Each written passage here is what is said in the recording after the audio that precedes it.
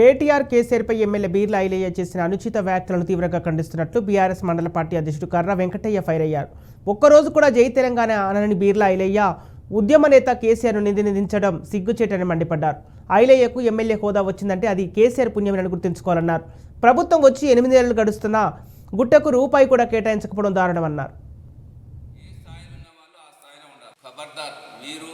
మా కేటీఆర్ను విమర్శించే స్థాయి మీకు లేదు. ఎందుకంటే ఆయన ఒక 4 సార్లు ఎమ్మెల్యే, మంత్రి, ఒక దేశంలోనే ఐటీ శాఖకు వన్నె తెచ్చిన వ్యక్తి మన కేటీఆర్ గారు. అలాంటి వ్యక్తిని మీరు విమర్శించడం భావ్యం కాదు. ఎందుకంటే ఏ స్థాయిలో ఉన్న వాళ్ళు ఆ స్థాయిలో ఉండాలి. ఏ ఒక్కరోజు కూడా జై తెలంగాణ అనని వ్యక్తివి ఇలా ఎమ్మెల్యే అయినా అంటే ఇలా కేసీఆర్ పుణ్యమే.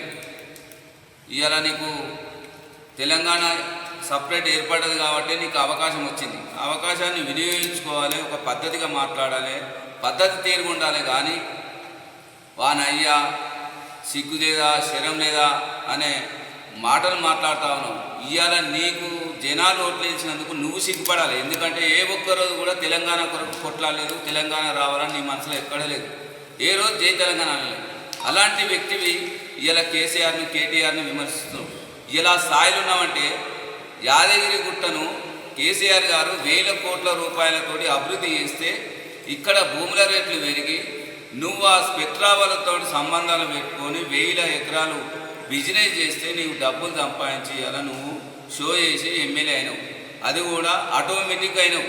నువ్వు ఎమ్మెల్యే అవుతావని ఎవడు ఊహించలేదు, ఎవడు కూడా కళలో కూడా అనుకోలేదు. కానీ ఇవాళ